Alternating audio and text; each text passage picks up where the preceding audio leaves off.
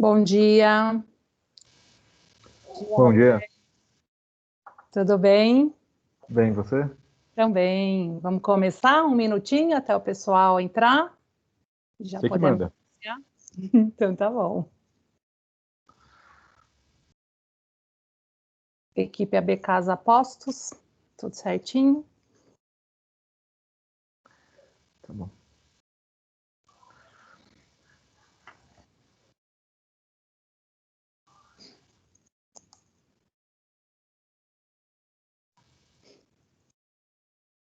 Pessoal, bom dia.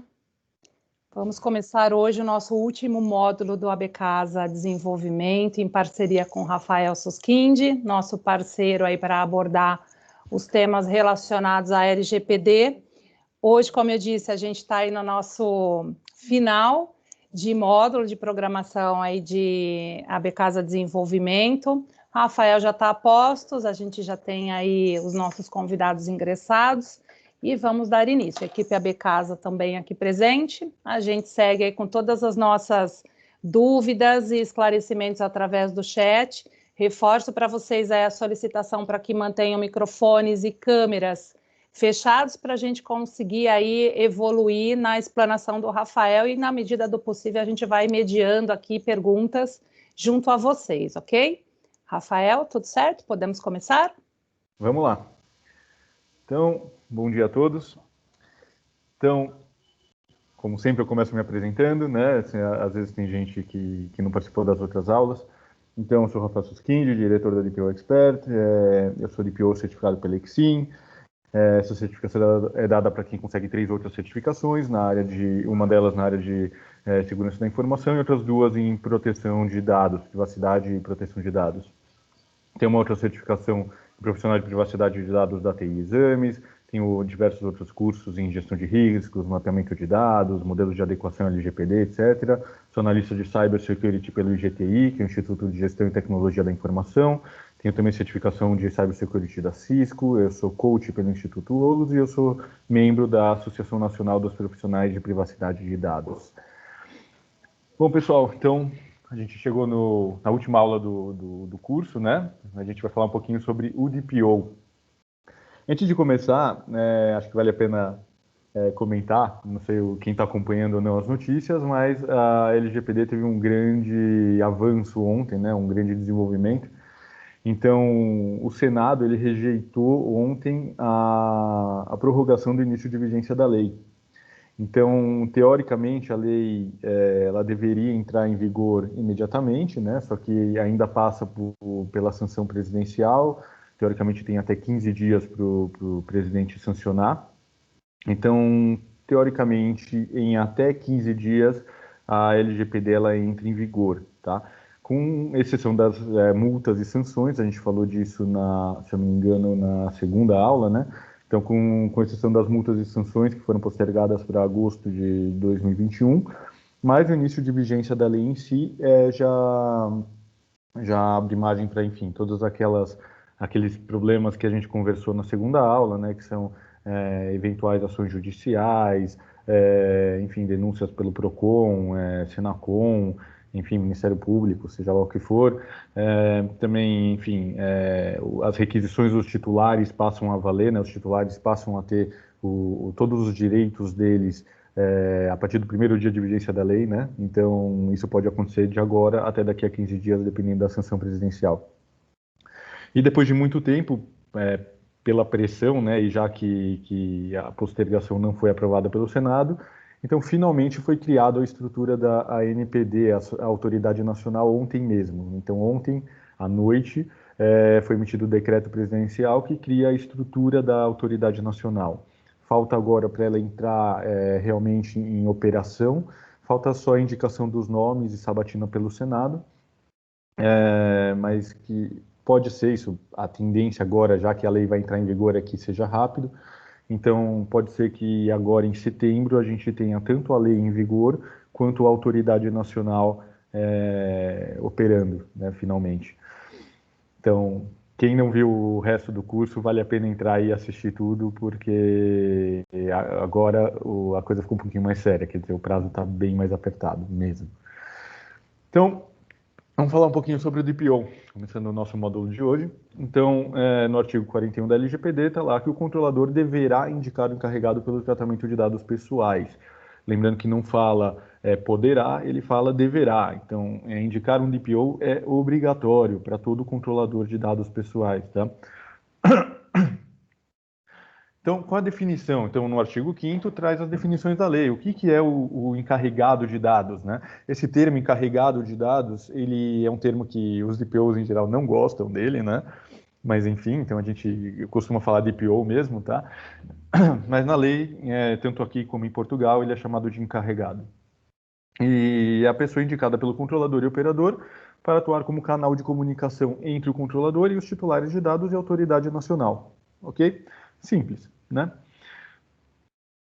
Inicialmente, no texto original da LGPD, previa que o encarregado ele deveria ser uma pessoa natural, ou seja, uma pessoa física, tá? No entanto, se eu não me engano, nos meados, acho que, se não me engano, em junho ou julho de 2019, a palavra natural ela foi suprimida através de uma medida provisória, né, 869, e essa alteração foi confirmada pelo Congresso, pelo Senado, e se converteu em lei, né, a Lei 13.853, e já que não existe mais a palavra natural, então o encarregado ele pode ser também uma pessoa jurídica, tá? Então, tanto faz, hoje em dia existe, o encarregado ele pode ser tanto físico quanto jurídico. Quais são as atribuições do DPO? Então, no próprio artigo 41, né, onde fala que o controlador deverá indicar o encarregado, também fala quais são as atribuições dele. Então, no parágrafo 1º, a identidade e as informações do contato do encarregado deverão ser divulgadas publicamente de forma clara e objetiva, preferencialmente no site do controlador. Tá? Então, por que isso? Porque o titular de dados ele tem direito de saber quem é o encarregado daquela empresa. Então, se aquela empresa ela trata os meus dados, eu tenho direito de saber com quem eu tenho que falar se eu tiver algum tipo de problema, né? Então, a identidade e o contato, tá? Tem que estar no site da empresa. Parágrafo 2º, as atividades do encarregado consistem em, primeiro, aceitar reclamações e comunicações dos titulares, prestar esclarecimentos e adotar providências. Tá? Então, como eu falei, quem atende o titular de dados é o DPO. E a gente vai ver que isso nem sempre é tão simples, tá? A gente vai ter uma parte da apresentação que vocês vão achar bem interessante com relação a isso. 2, receber comunicações da autoridade nacional e adotar providências. Quem atende a fiscalização é o DPO, tá? 3, orientar os funcionários, os contratados da entidade a respeito das práticas a serem tomadas em relação à proteção de dados pessoais. Então, quem dá o treinamento dentro da instituição é o DPO também, tá? Executar as demais atribuições determinadas pelo controlador ou estabelecidas em normas complementares. Então, esse inciso aqui, né, ele é um pouquinho genérico, tá? Mas uma coisa que tem que ficar clara é que quando fala aqui sobre executar as demais atribuições determinadas pelo controlador ou estabelecidas em normas complementares, está se referindo à LGPD em si, tá? Então, as normas complementares, obviamente, da LGPD, mas as atribuições determinadas pelo controlador também são referentes à LGPD. A gente vai entrar um pouquinho no detalhe disso daqui, tá? Mas o DPO ele é complicado para ele ter certas atribuições que possam conflitar com a função dele de DPO. Então, o ideal é que ele seja um funcionário exclusivo, ou um funcionário, um terceirizado, exclusivo com relação ao LGPD. Tá? A gente vai entrar no detalhe disso daqui a pouco. Parágrafo 3º, a autoridade nacional poderá estabelecer normas complementares sobre a definição e as atribuições do encarregado, inclusive hipóteses de dispensa da necessidade de sua indicação, conforme a natureza e o porte da entidade ou volume de operações de tratamento de dados. Então, esse parágrafo aqui, pessoal, o que acontece? Ele termina, tá? Isso é o fim do artigo 41 e tudo praticamente o que se fala do DPO na LGPD é isso. Não se fala muito mais, praticamente não se fala sobre o DPO mais, tá? Então, o que quer dizer esse parágrafo 3º aqui, tá? Que muita coisa foi deixada na mão da autoridade nacional decidir. E como a autoridade nacional acabou atrasando, né, vamos dizer assim, ela só foi estruturada ontem, então essas normas complementares, enfim, a definição, atribuições, hipóteses de dispensa, tudo isso não aconteceu até agora. Isso daqui, quem tem que fazer é a ANPD, vai ter muita coisa ainda a respeito do DPO, foi deixado na mão dela, mas com certeza vai ter. E então, até hoje, o que se tem sobre o DPO era só isso daqui, tá? Então, o que acontece? Por boas práticas, né, vamos dizer assim, todas as funções e tudo que se refere ao DPO se baseia hoje em dia na GDPR, tá? Na lei europeia. Por quê? Porque a lei europeia, a gente falou disso nas outras aulas, ela serve hoje em dia como a base da proteção de dados no mundo, né? É considerada a lei mais efetiva, né? Ou vamos dizer assim, os países na Europa realmente se adequaram a essa lei e ela serviu de inspiração para a própria LGPD e para diversas outras leis de proteção de dados no mundo, né? Então, toda vez que a gente tem uma dúvida com relação ao LGPD, a gente olha na GDPR. E não só isso, mas a gente sabe que as pessoas que já foram indicadas até agora para servir, né, a ANPD, né, para ser parte da ANPD, seja do conselho, enfim, são pessoas que tiveram formação na Europa em proteção de dados. Então, com certeza, eles vão se basear no que eles aprenderam lá, né, na lei europeia, para estabelecer justamente essas normas que a gente falou sobre o DPO, a obrigatoriedade dele, a dispensa e tudo mais, tá?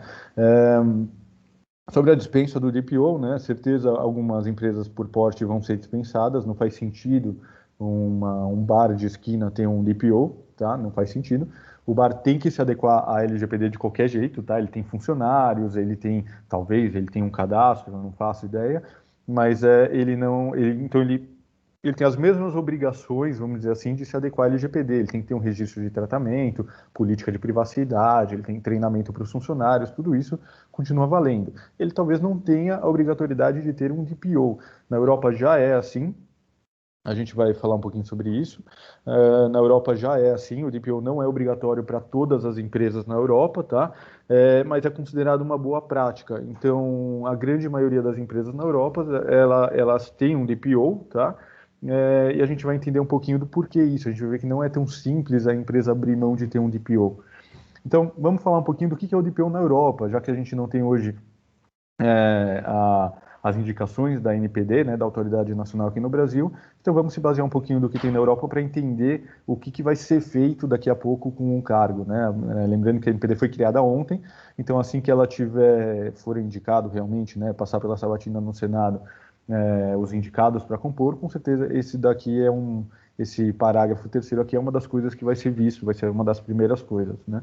Então, provavelmente vai seguir muito do que está na GDPR, então vamos se adiantar um pouquinho aqui e ver o que está por lá. Então, no artigo 37, né, da GDPR, então consta lá, o encarregado da proteção de dados é designado com base nas suas qualidades profissionais, em especial nos seus conhecimentos especializados na lei e nas práticas de proteção de dados, bem como na sua capacidade para desempenhar as funções referidas no artigo 39, tá?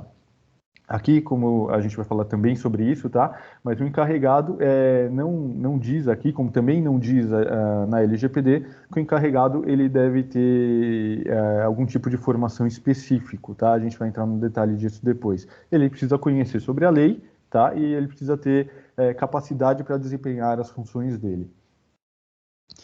Então, continuando, de acordo com o esquema de certificação do DPO composto pelo CNIL, tá? O CNIL é a autoridade da França, tem 17 conhecimentos específicos que um DPO deveria ter, tá? Então, primeiro, compreender e entender os princípios da legalidade do processamento, limitação de finalidades, minimização de dados, exatidão dos dados, retenção limitada de dados, integridade, confidencialidade e responsabilidade. A gente falou sobre todos esses princípios na primeira aula, quando a gente falou sobre a lei, né, os princípios na GDPR e na LGPD, eles são praticamente iguais, tá? Então, ele tem que conhecer todos os princípios que estão lá. Ele tem que saber como identificar a base legal para um tratamento. Isso aqui é muito importante. A gente viu que a maior parte das multas aplicadas na GDPR até hoje, se não me engano, eram 45%, né? O 40%, a gente viu isso na segunda aula. A maior parte delas são por base legal indevida, né? Foi colocada uma base legal errada ou nem foi colocada uma base legal, né? Para aquele tipo de tratamento. 3. Saber como determinar as medidas apropriadas e o conteúdo das informações a serem fornecidas aos titulares, né? Então, todas as políticas, né? O DPO ele tem que saber elaborar essas políticas, o que vai ser passado para os titulares. E titulares, lembrando que são também os funcionários, tá, pessoal? 4. Saber como estabelecer procedimentos para receber e gerenciar solicitações para o exercício dos direitos dos titulares. Então, como está explícito na LGPD também, quem atende o titular é o DPO. Conhecer a estrutura legal relacionada à terceirização do processamento de dados pessoais. Então, toda empresa que tem um operador, né, no caso, que ela repassa dados pessoais para terceiros, ele tem que entender como isso vai ser tratado, cuidado, né, e protegido. 6. Saber como identificar a existência de transferência de dados fora do país e como determinar os instrumentos legais de transferência que podem ser usados. A gente falou sobre isso também, que é complicado enviar dados para fora do Brasil. Isso inclui armazenagem, tipo uma AWS, um Dropbox, enfim, seja lá o que for. Saber como desenvolver e implementar uma política ou regras internas de proteção de dados, né? Então, tem que ter não só uma política para orientar os funcionários, mas mesmo as regras internas, né, de organizar e participar de auditorias de proteção de dados, né? Então, a responsabilidade do DPO não é manter a empresa na conformidade. Então, para isso, ele tem que estar sempre fazendo verificações e auditorias. Estar familiarizado com o conteúdo do registro de atividades de processamento, a categoria do registro de atividades de processamento e a documentação de violações de dados, bem como a documentação necessária para comprovar a conformidade com os regulamentos de proteção de dados. Como a gente falou, quem atende a fiscalização é o DPO, então ele tem que estar por dentro de toda a documentação que vai servir de base, né, para provar que a empresa está conforme. 10. Saber como identificar medidas de proteção de dados a partir do design, por padrão, adaptados aos riscos e à natureza das operações de processamento. A gente falou isso na última aula, né? Privacy by Design, Privacy by Default. Então, tudo isso tem que ser revisto, todas os processos da empresa, né? Eles têm que ser revistos e ser aplicados os princípios do Privacy by Design. E 11, saber participar da identificação de medidas de segurança apropriadas aos riscos e às naturezas das operações de processamento. Então, aqui entra um pouquinho de segurança da informação, né? O DPO ele tem que saber como proteger esses dados. 12, saber como identificar violações de dados pessoais que exigem notificação à autoridade supervisora e aquelas que exigem comunicação com os titulares dos dados. Na GDPR, não são todas as violações de dados que precisam ser comunicadas ou todas que precisam comunicar os titulares, tá? Isso depende de alguns fatores. Na LGPD, toda violação tem que ser comunicada à autoridade, é um pouco diferente. 13. Saber se é necessário ou não realizar uma avaliação de impacto na proteção de dados e saber como verificar a sua implementação. Então, o DPI, a gente falou sobre isso na última aula também, é a análise de impacto sobre proteção de dados. Isso é feito em alguns casos específicos que podem causar danos aos titulares, tá? Em geral, e na LGPD ele deixa um pouquinho mais explícito que é quando for utilizado o legítimo interesse, né? Tem que ser realmente avaliado a necessidade de uma DPIA, ou a IPD, enfim. Fornecer consultoria sobre avaliação de impacto na proteção de dados, especialmente sobre metodologia, possível terceirização, medidas técnicas e organizacionais a serem adotadas. Então, ele tem que ser um profissional que saiba fornecer a consultoria sobre a avaliação de impacto e tudo mais para a empresa, né? Lembrando que a avaliação de impacto, né, IPD, teoricamente é obrigatoriedade do controlador e não do DPO, tá? Mas como na prática quem costuma conhecer sobre privacidade de dados dentro da empresa é o DPO, então ele acaba ajudando o controlador, e na Europa é obrigatória a assinatura do DPO numa IPD, né? No Brasil a gente ainda não tem isso especificado na lei. 15. Saber como gerenciar as relações com as autoridades de supervisão, respondendo às solicitações e facilitando a ação, investigação de reclamações e controles em particular. Então, quem atende a fiscalização, novamente, é o DPO, ele tem que saber lidar com essa fiscalização, né? Essa é a complicação de colocar alguém que não entende. Quer dizer, se a autoridade, ela começa a conversar com o DPO, pede informações e tudo mais, o DPO tem que saber do que está sendo falado. Então, colocar qualquer funcionário que não entende sobre proteção de dados como DPO pode trazer alguns problemas, né? 16, ser capaz de desenvolver, implementar e oferecer programas de treinamento e conscientização para a equipe e a gerência sênior sobre proteção de dados. Então, como a gente falou antes, quem é obrigado a dar treinamento para a empresa é o DPO.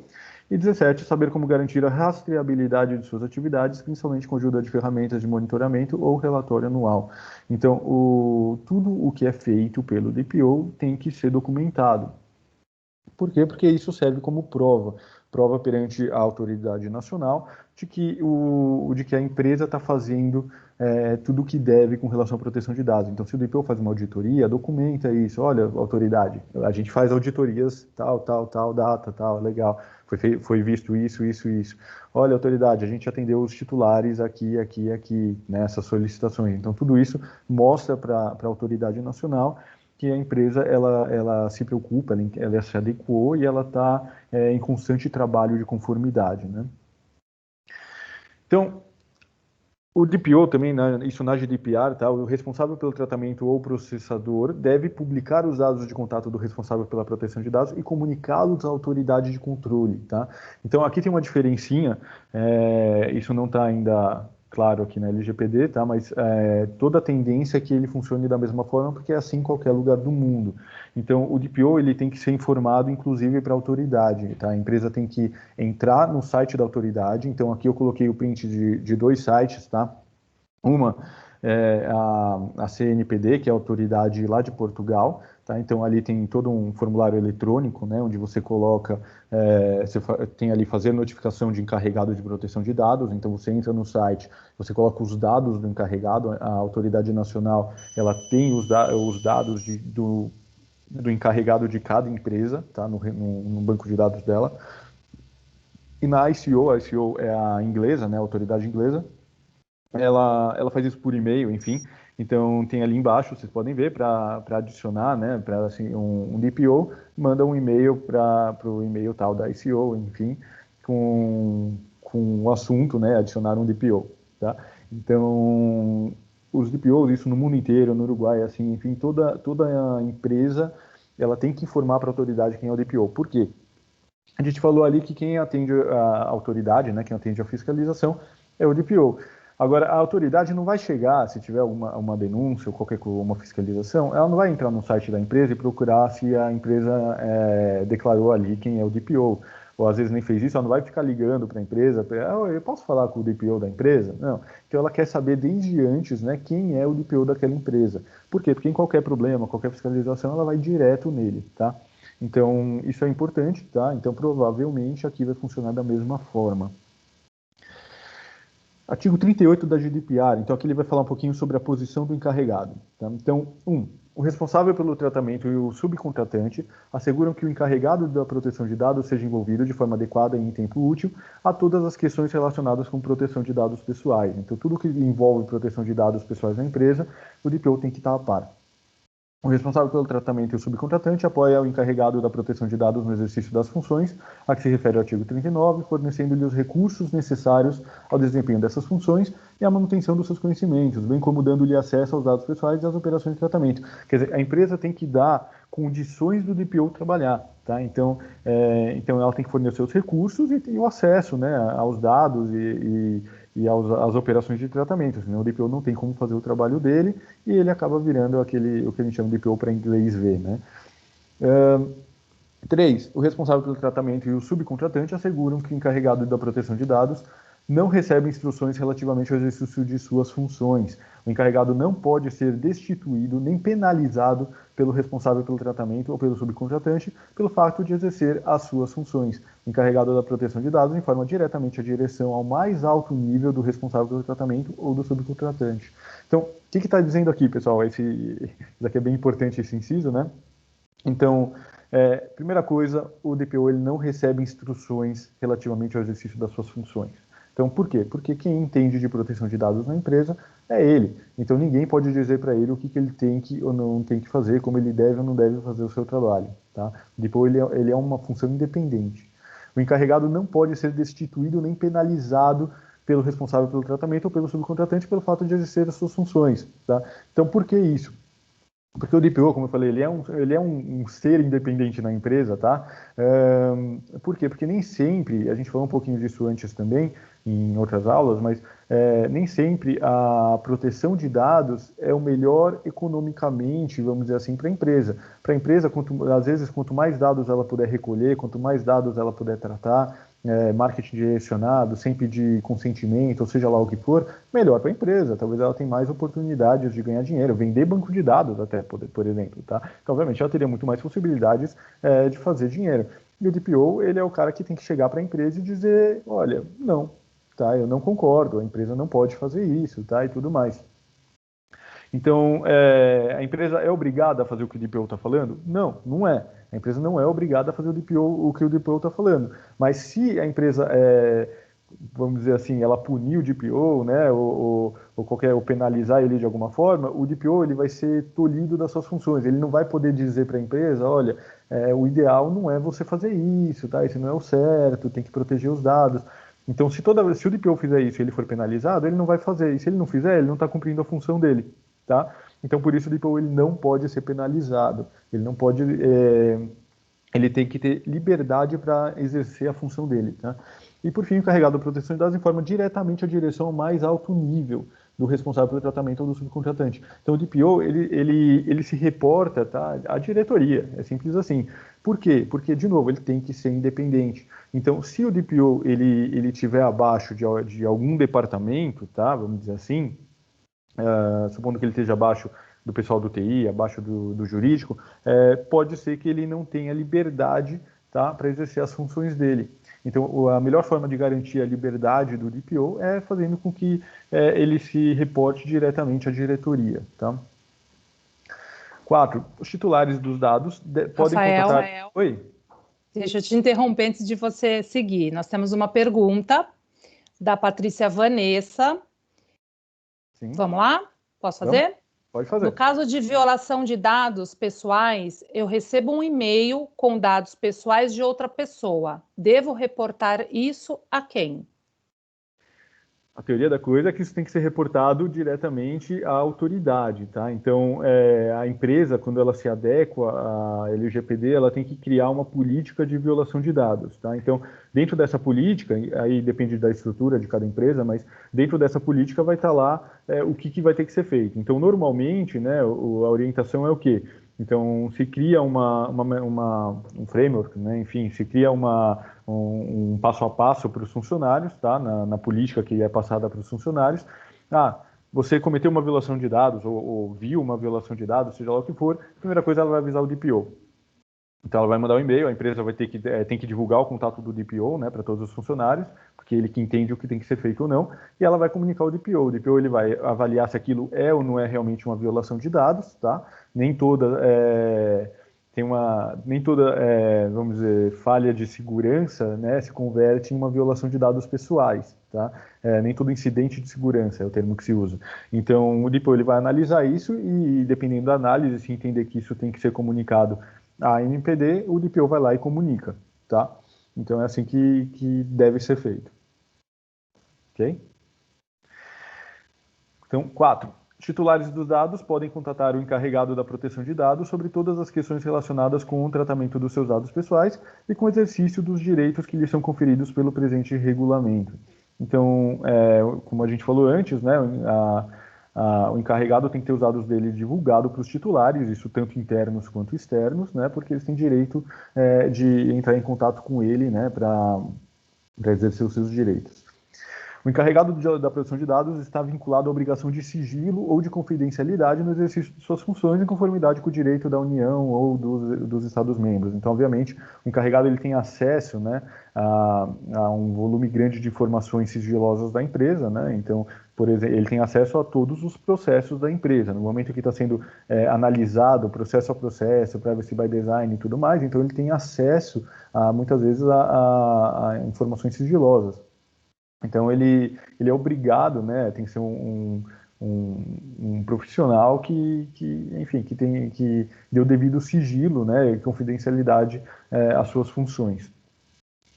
6. O encarregado da proteção de dados pode exercer outras funções e atribuições. O responsável pelo tratamento ou subcontratante assegura que essas funções e atribuições não resultam no conflito de interesses. Tá? A gente vai ver que isso aqui não é tão simples assim. Tá? Ele, teoricamente, ele pode exercer outras funções, mas o que são funções, vamos dizer assim, que não causem conflito? Tá? Então, a gente vai conversar disso já já.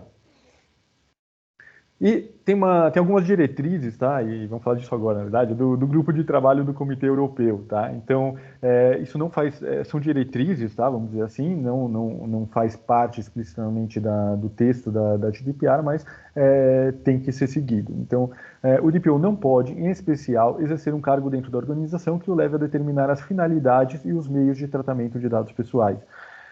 Qualquer tipo de cargo ou função que tenha poder de decisão, como quando a gente fala aqui de dados pessoais, seja sobre dados de clientes, dados de funcionários, tá?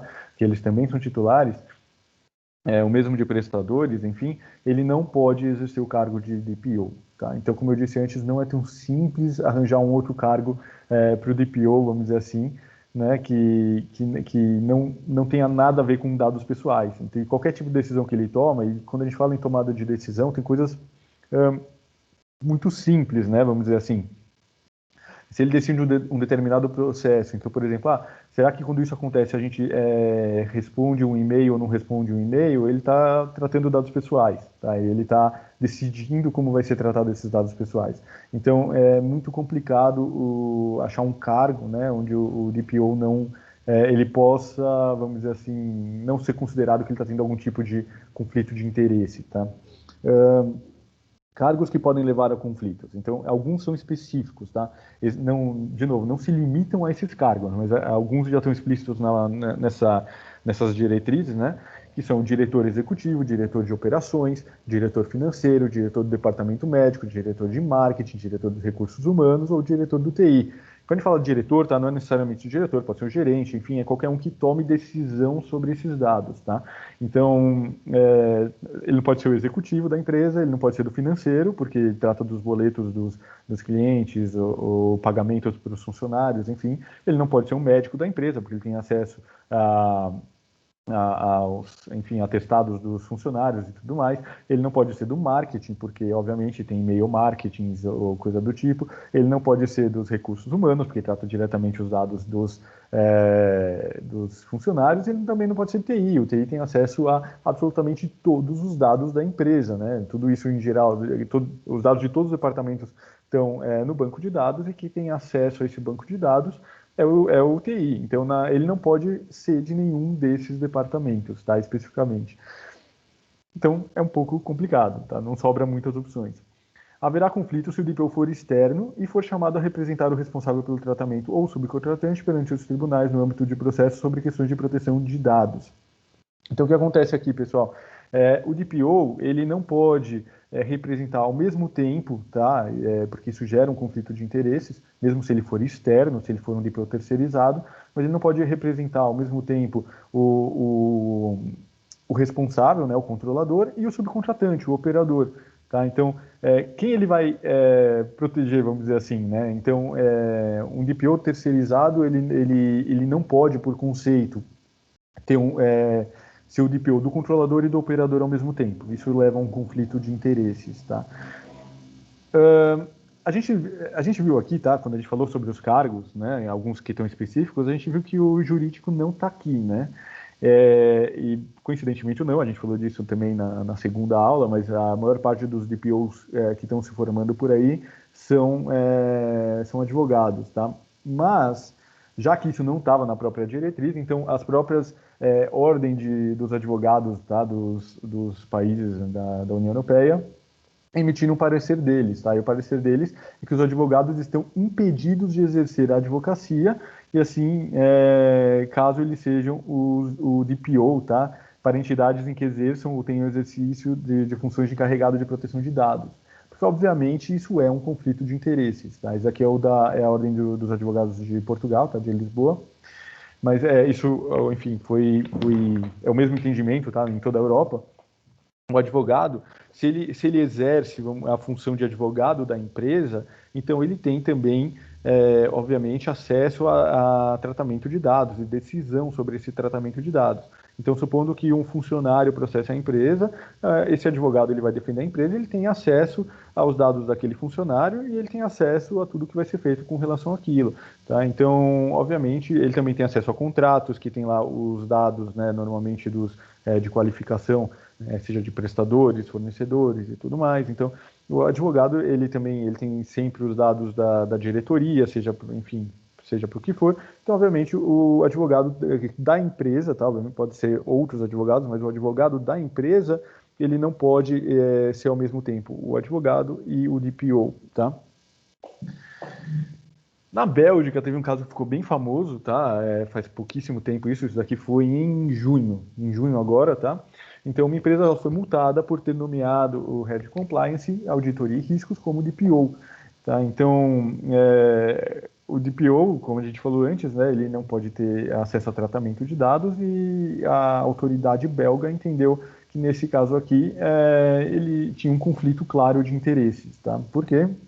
Porque ele tinha tomada de decisão em dados, tá? No compliance se tem, auditoria tem, obviamente, né? Ele está analisando os dados, né, dos funcionários, seja lá sobre o que for, e riscos e tudo mais. Então, entenderam que isso gerava um conflito de interesses e a empresa foi multada, se não me falha a memória, em 50 mil euros.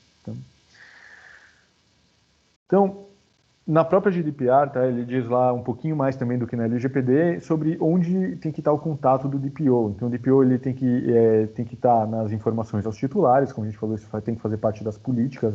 Nesse ponto, isso é igual na LGPD, né? Registro de tratamento, das atividades de tratamento. Então, no registro tem que constar lá o DPO também. A gente falou sobre o registro, né, que está no artigo 37 da LGPD. A notificação de violação à autoridade. Então, se houver uma notificação para a autoridade por algum tipo de violação, é o DPO que faz, tem que ter o contato dele lá, né, para a autoridade retornar. Caso haja uma avaliação de impacto, como a gente falou antes também, tem que ter lá a assinatura do DPO. E nas consultas à autoridade também, se tiver alguma dúvida, quem tira as dúvidas com a autoridade é o DPO, tá? E as atribuições, isso ainda também falando aqui já de um modo um pouquinho mais genérico, tá? Mas a organização deve assegurar que o DPO ele seja convidado a participar regularmente nas reuniões dos conselhos de gestão, médios e superiores, tá? Porque são tomadas decisões, né, vamos dizer assim, com relação à proteção de dados. Então, toda vez que tiver, não só a proteção, mas ao tratamento em si, então, qualquer tipo de reunião que envolva processos, né, mudanças em processos ou qualquer coisa do tipo, o DPO tem que fazer parte. Sua presença é recomendada sempre que sejam adotadas decisões com implicações na proteção de dados também, como a gente falou. O parecer do DPO é sempre devidamente ponderado, que tem que ser levado em conta, tem que ser pedido a opinião do DPO, tá? E o DPO é imediatamente consultado após a ocorrência de uma violação de dados ou outro incidente de segurança. Então, como tinham perguntado antes, né, se houver uma violação de segurança, o que faz? Você precisa mandar isso para o DPO, tá, para ele ver se isso é uma violação de dados ou um incidente de segurança, que nem sempre é a mesma coisa. E tem uma pergunta, vamos dizer assim, recorrente, tá? Se eu for contratar um DPO, existe os que se chamam DPOs jurídicos e os DPOs de TI, tá? E qual é o ideal para cada empresa, né? A empresa tem que contratar um DPO que seja um advogado ou um DPO que entenda de TI, né? Então existe não vou chamar isso de uma briga, enfim, não é uma disputa, não é nada, tá? Mas existe esse conceito, né? E entrando um pouquinho nisso, a lei não diz que o DPO tem que ser um advogado, tá? Em nenhum lugar está escrito isso. Se diz que tem que ter conhecimentos da lei, como tem que ter também conhecimentos sobre segurança da informação, tá? Então, não adianta ser nenhum e nem outro, né? Tem que ser, são duas coisas que andam juntas. Então, o DPO ele deve ter domínio da legislação de proteção de dados, bons conhecimentos de segurança da informação e de processos, porque a gente falou ali que 60% do processo de adequação está ligado aos processos, reanálise de processos, mapeamento de processos da empresa, tá? Então, é muito mais uma gestão de processos do que todo o resto. Todo o resto é importante também. Então, o DPO ele tem que conhecer tanto da legislação quanto de segurança da informação. Tem muita gente que diz, tá? Muito advogado diz que é obrigatório, tem que ser porque é lei. Então, se é lei, tem que ser um advogado, tá? Na prática, isso não funciona, porque seria a mesma coisa que dizer, já que eu tenho uma lei que me obriga a pagar um determinado tributo, então, em vez de contratar um contador, eu vou contratar um advogado tributarista. Isso não faz sentido, né? Obviamente, muitas vezes o contador ele tem muito mais prática, inclusive, né, com relação a esses tributos, do que o advogado.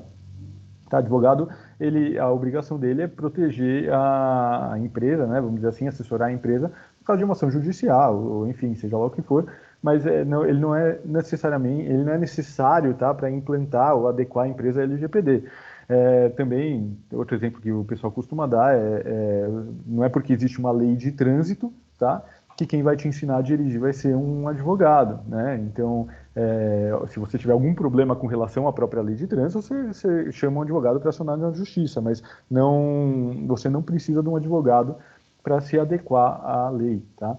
E mesma coisa com relação à segurança da informação, tá, pessoal? Não adianta também contratar alguém que sabe tudo sobre proteção de dados, vamos dizer assim, sobre segurança da informação, né, a parte do TI em si, não adianta também, porque ele não souber estabelecer uma base legal, né, então, como a gente falou várias vezes no decorrer do curso, tá, a adequação à LGPD é multidisciplinar. Tá? Então tem que conhecer um pouquinho de tudo, tá? Não precisa saber tudo de tudo, mas tem que conhecer o suficiente de tudo, tá? E como a gente sabe se aquele DPO ele tem ou não tem os conhecimentos necessários para exercer a função dele? A gente falou que ele não precisa ser um advogado, ele não precisa ser um cara do TI, ele precisa conhecer o fundamental, vamos dizer assim, né, o necessário sobre todas as áreas. Então, como a gente sabe que aquele DPO ele tem esses conhecimentos necessários, né? Então, existem certificações, tá? Aí sim, tá? É uma certificação, como eu falei no comecinho da apresentação, uma das maiores certificações que tem no mundo com relação a isso, tá? A ICSIM foi originalmente estabelecida em 1984 como uma fundação pelo Ministério de Assuntos Econômicos da Holanda. Com o passar dos anos, tornou-se uma das maiores certificadoras mundiais em diversos padrões de TI, com mais de 2 milhões de pessoas certificadas, tá? E essa aqui é a minha certificação também. Outra certificação de renome, tá? E também uma das duas maiores do mundo, né? Junto com a ICSIM, é a IAPP, tá? Que é uma associação americana sem fins lucrativos, fundada em 2000, com a missão de definir, apoiar e melhorar a profissão de privacidade em todo o mundo. Em 2019, ultrapassou a marca de 50 mil membros, tá? Então, ela tem algumas certificações diferentes, tá? Ela tem algumas específicas com relação à legislação, então, ele tem lá a CIPP, né? Dos Estados Unidos, da Europa, enfim, do Canadá e da Ásia. E tem a CIPM, né, que é o manager, né, que seria, vamos dizer assim, administradores de privacidade de dados, tá? E, enfim, tem também de tecnologia, né, ligada à privacidade de dados. Então, essas são as duas principais certificações no mundo em proteção e privacidade de dados, tá? Então, elas comprovam, né, quem consegue uma dessas certificações atesta, né, e comprova que aquele DPO ele tem os conhecimentos necessários tanto na parte jurídica quanto na parte de segurança da informação, tá? Tudo isso é cobrado nas provas, ele precisa saber sobre tudo isso que a gente vem falando até aqui. Hoje, tá, existem, da mesma forma, existem também, enfim, diversas outras certificações internacionais, existem também no Brasil, tá? Então, hoje em dia, no Brasil, virou vamos dizer, um bom mercado, né? Vamos dizer assim, o DPO está sendo considerado uma das profissões de destaque agora. Então, existem diversas entidades, tá, certificando DPOs no Brasil, tá? Enfim, diretamente no Brasil, voltado diretamente à LGPD, tá? Sem passar pela GDPR.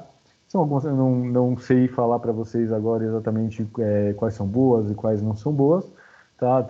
São todas novas, né? São certificações mais recentes, então não vou entrar no mérito das certificações nacionais, tá? Vamos entender um pouquinho, pessoal, sobre a função do DPO. Então, pelo que a gente falou até agora, tá, eu entendi, o DPO, ele tem que, enfim, participar de toda a parte de privacidade de dados da empresa, mapeamento de processos, registro de tratamentos, bases legais, segurança da informação, legal. Mas na prática, né, quando a gente lê ali a LGPD, no que tem nela até agora, né, enquanto a NPD não dita o restante das normas, o que a gente tem até agora é que ele praticamente, né, ele tem que atender o titular de dados, atender a fiscalização e dar treinamento para o pessoal. Praticamente é isso, tá, que está lá. Obviamente que o DPO ele acaba tendo muito mais funções, mas por enquanto é o que está lá. Então, só para a gente entender um pouquinho o problema que é o atendimento aos titulares, tá, e que isso pode causar grandes problemas para a empresa. Então, a gente vai falar um pouquinho sobre a carta pesadelo do DPO. O que é a carta pesadelo? Então, na Europa, tá, logo que foi promulgada a GDPR, então uma pessoa, eu não me lembro agora quem ele criou essa carta, tá? É uma carta fictícia para uma empresa fictícia, tá? Com diversas requisições que um titular de dados fictício, obviamente, poderia fazer para essa empresa. Essa carta é tão complexa, né? Ela foi chamada no mundo inteiro de carta pesadelo, ela serve de base no mundo inteiro para, vamos dizer assim, como uma espécie de auditoria, né? Que as empresas têm que fazer.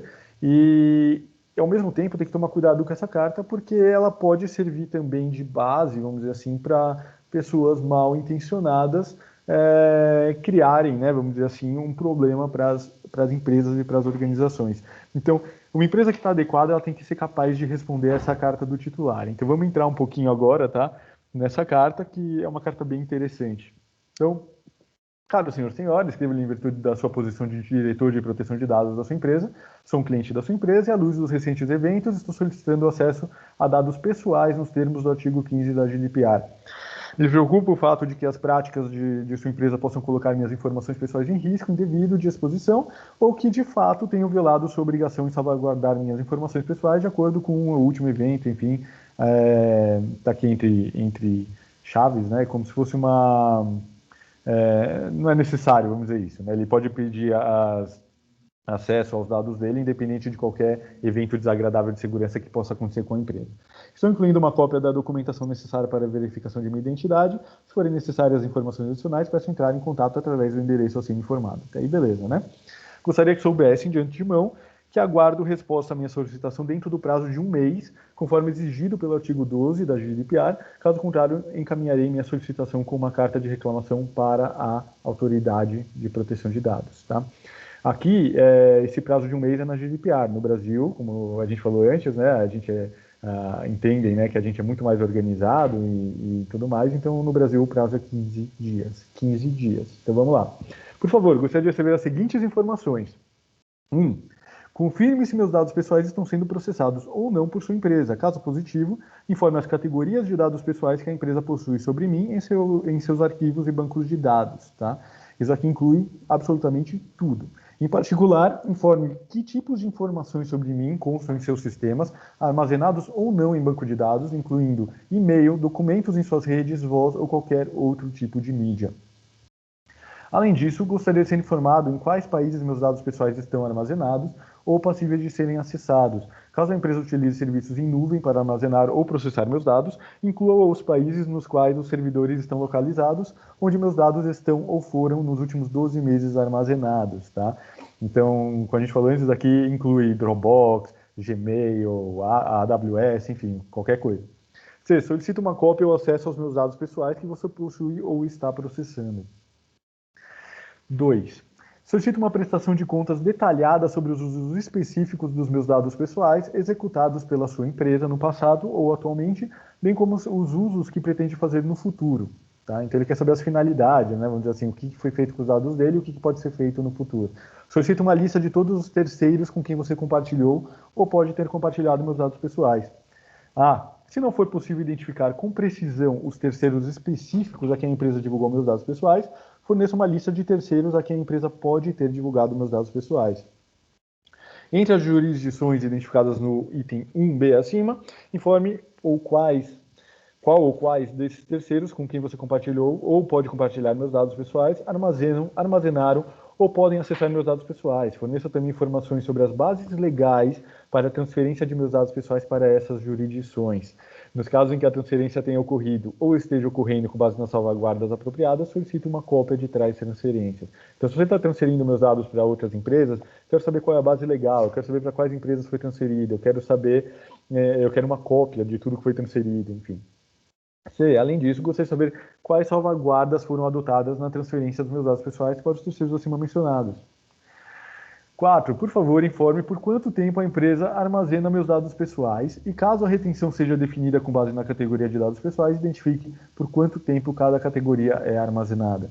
5. Caso a empresa esteja coletando meus dados pessoais de qualquer outra fonte, que não seja eu, solicito todas as informações sobre a fonte, conforme mencionado no artigo 14 da GDPR. Da onde a empresa pegou os dados desse cara, né? 6. Caso a empresa esteja tomando decisões automatizadas sobre mim, incluindo a criação de perfis, com base ou não no artigo 22 da GDPR, solicito informações sobre os critérios utilizados na tomada de decisão automatizadas, incluindo as consequências desse processo. A gente falou sobre decisões automatizadas em outra aula também. Gostaria de saber se meus dados pessoais foram divulgados inadvertidamente por sua empresa no passado ou como resultado de uma violação de segurança ou privacidade. Nesse caso, informe os seguintes detalhes de cada violação. E, numa descrição geral do que ocorreu. 2, a data e a hora da violação, a melhor estimativa possível, a data e hora em que a violação foi descoberta, a fonte da violação, se a própria organização ou um terceiro com quem ela tenha transferido meus dados pessoais. Lembra que se acontece uma violação no terceiro, tá? É responsabilidade da empresa também. Detalhes sobre os meus dados pessoais que foram indevidamente divulgados. Avaliação da sua empresa sobre o risco dos danos à minha pessoa como resultado da violação, uma descrição das medidas adotadas ou que serão adotadas para impedir o acesso não autorizado a meus dados pessoais, informações de contato para que eu possa obter maiores informações de assistência em relação a essa violação, informações e aconselhamento sobre o que posso fazer para me proteger contra eventuais danos, incluindo roubo de identidade e fraude. Não acabou, pessoal. B. Se não for possível afirmar com certeza se houve uma exposição indevida, informe quais medidas de mitigação foram tomadas por meio do uso de tecnologias apropriadas, tais como criptografia, estratégias de minimização de dados, anonimização ou qualquer outra medida adotada. 8. Gostaria de conhecer as políticas e padrões de informação adotadas pela empresa em relação à proteção de meus dados pessoais, bem como informações sobre a aderência à norma ISO 27001 para a segurança das informações e, mais especificamente, suas práticas em relação ao seguinte. Informe se a empresa faz backup dos meus dados pessoais, onde estão armazenados e como estão protegidos, incluindo as camadas de proteção de meus dados pessoais contra perda ou roubo, se isso inclui criptografia.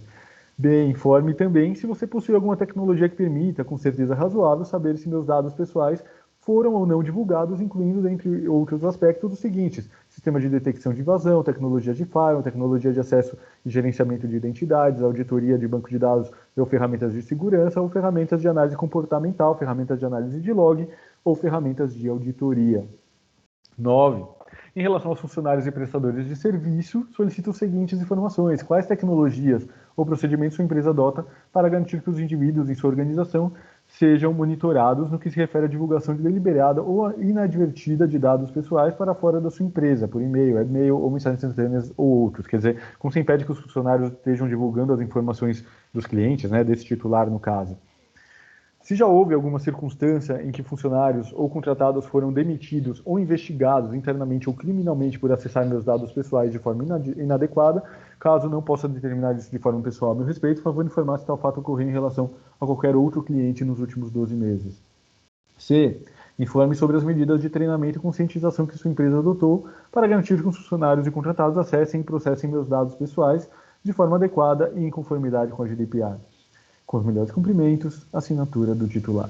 Então, isso daqui é a famosa carta pesadelo, tá, pessoal? Vocês podem digitar no Google carta pesadelo de DPO, vai aparecer, tá? E, enfim, como responder a essa carta, isso aqui teria que dar uma aula só para isso, tá? Como responder essa carta.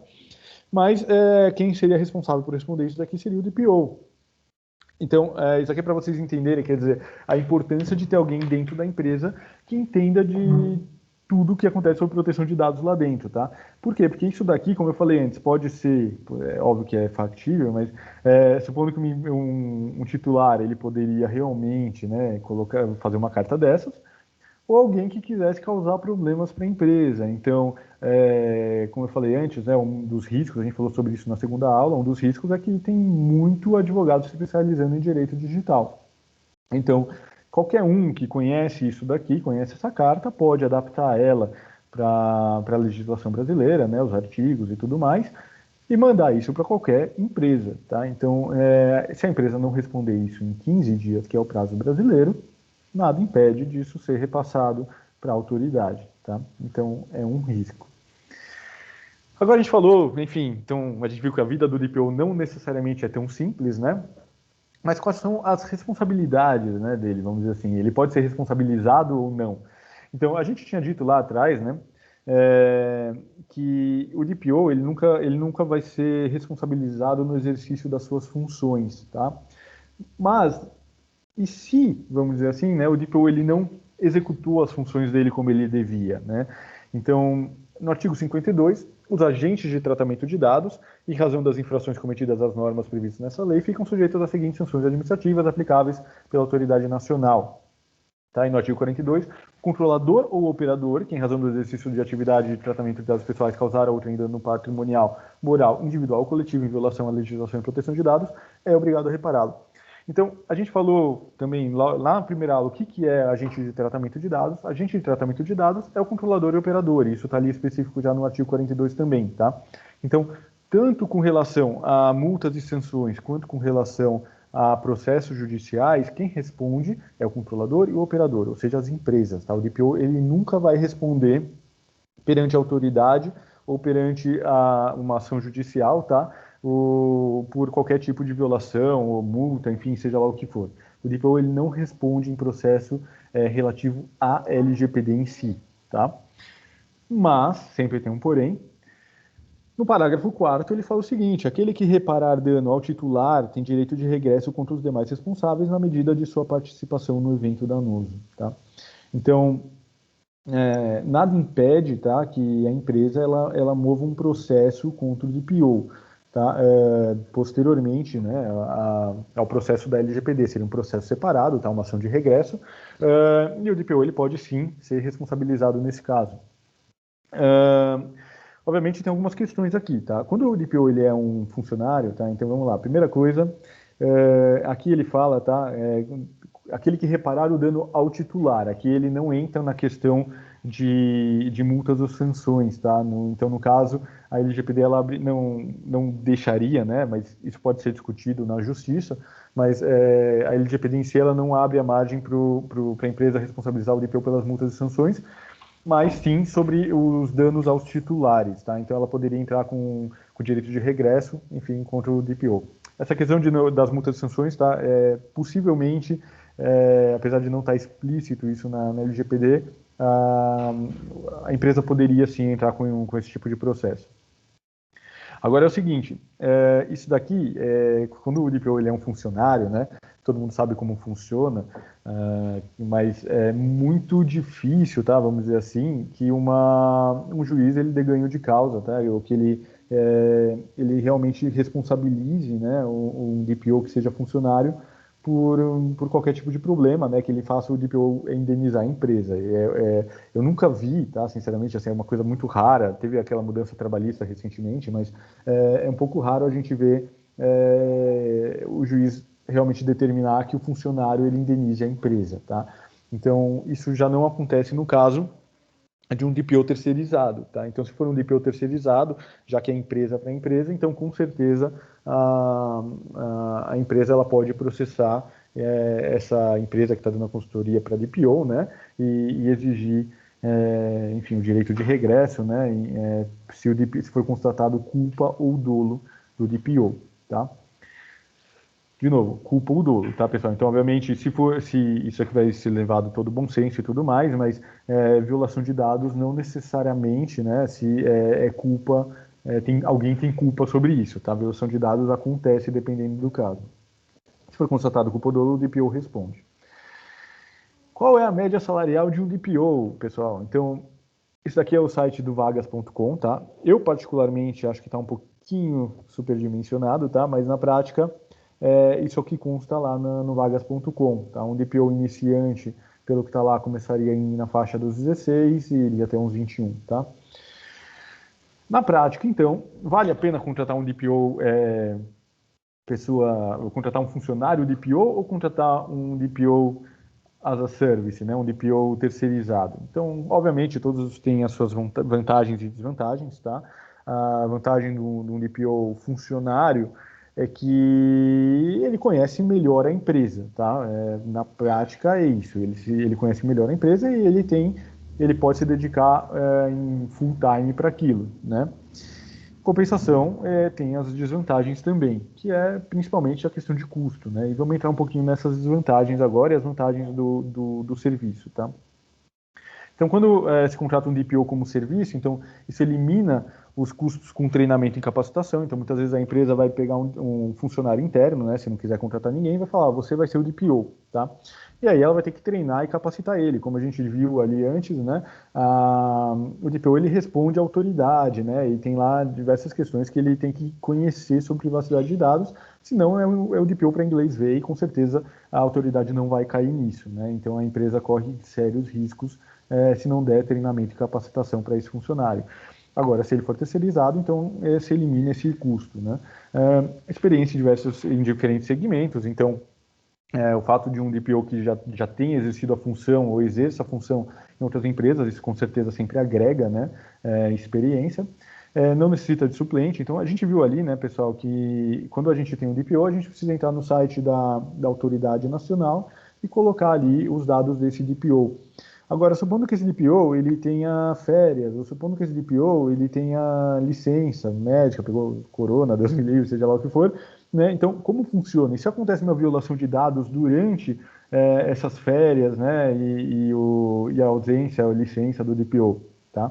Então, a empresa teria que, quando o DPO vai ser de férias, ela tem que entrar lá no site da autoridade e alterar para um DPO suplente, né? Porque a empresa não pode, não é porque um DPO está de férias ou está de licença que a empresa deixa de ter que proteger os dados. Tem que atender os titulares da mesma forma, tem que atender fiscalização e tudo isso pode acontecer durante a ausência do DPO. Tá? Então, o DPO terceirizado ele elimina esse tipo de problema também. Tá?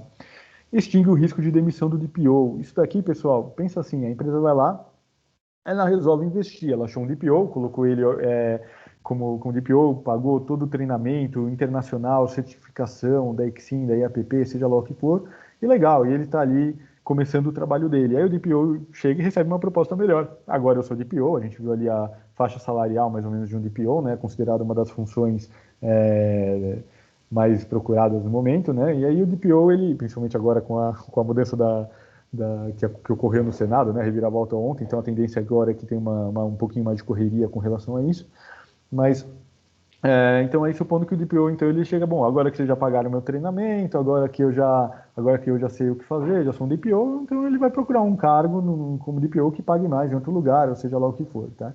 Então isso é um risco, todo investimento feito naquele funcionário pode ser jogado fora e teria que recomeçar depois, então isso um DPO terceirizado ele elimina esse tipo de problema também, tá? Redução de custos com salários e encargos.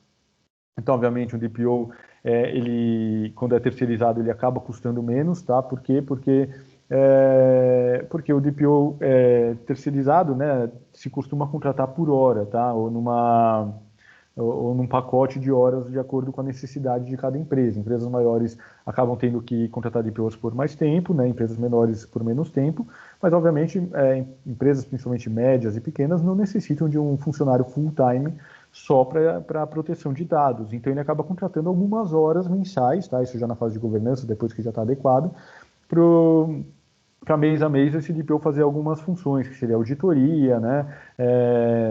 Dar treinamento de reciclagem e tudo mais. Tudo isso, né? Atender as dúvidas, enfim, né? Rever processos. Tudo isso para estar sempre pronto, né, para em caso de fiscalização e tudo mais, comprovar que a empresa está o tempo todo trabalhando, né, para manter a proteção de dados efetiva dentro da empresa. Então, isso acaba tendo um custo mais baixo, né, com salários e encargos. Não necessita de equipamento e espaço físico, né? Muita empresa hoje em dia já está em home office de qualquer jeito, mas o DPO como serviço, ele costuma fazer o trabalho dele também remotamente, né? Então, não tem que comprar equipamento, nem arranjar um espaço dentro da empresa para ele. E não tem o conflito de interesses, que isso daqui, na verdade, é o principal. Lembra que a gente comentou ali que já teve empresa que foi multada por conta disso na Europa, tá?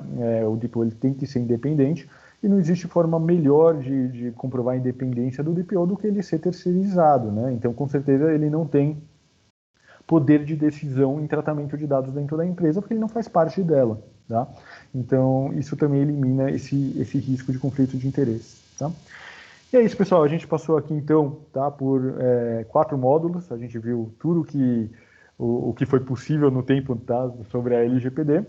E agora, com a bagagem que cada um adquiriu aí, tem que pôr a mão na massa, né? Tem que começar a trabalhar, até porque, como a gente viu, a lei entra em vigor dentro de, no máximo, 15 dias. Tá? E a NPD saiu do papel finalmente, tá? Então, ela está sendo colocada em prática. Pode ser que mês que vem a gente tenha tanto a lei em vigor como uma autoridade nacional. Então, apesar das multas e sanções terem sido postergadas para agosto de 2021, então, mas a gente viu ali na segunda aula, quem não viu assiste, de todos os riscos e problemas que tem fora as multas e sanções. E além disso, o processo de adequação não é feito em uma semana nem em 2 semanas, tá? Então, com certeza quem não começou ainda não vai estar conforme, não vai estar adequado até o início de vigência da lei. Então, tem que começar, pessoal, tem que sair do papel também dentro da empresa de cada um. A gente viu ali, né, também na segunda aula, no final dela, sobre o gerenciamento de riscos, né? Então, cada empresa tem que avaliar o seu próprio apetite de risco, tá? E na minha opinião pessoal, não se adequar à LGPD é um risco grande. Então, cada empresa tem que avaliar aí o seu próprio cenário, né? E ver se vale a pena ou não investir nisso e começar a trabalhar, tá bom? Então, novamente, muito obrigado a todos. Foi um prazer participar desse curso com vocês, tá? Então, deixo aqui de novo meus contatos. Qualquer dúvida que vocês tiverem com relação à lei e tudo mais, fiquem à vontade para olhar ali o nosso site, mandar um e-mail, adicionar no LinkedIn, está à tua disposição. Eu agradeço de novo, então, a Miriam Toloto, a Becada Desenvolvimento, pela parceria, tá? E pela oportunidade de dar esse curso aqui para vocês. Muito bem, Rafael. Somos nós quem agradecemos a parceria, a oportunidade aí de ter o seu conteúdo. Acredito que tenha sido muito bom, muito relevante, muito produtivo para todos. Ao se participaram, nos acompanharam, muito obrigada. Esperamos também ter contribuído aí com as informações.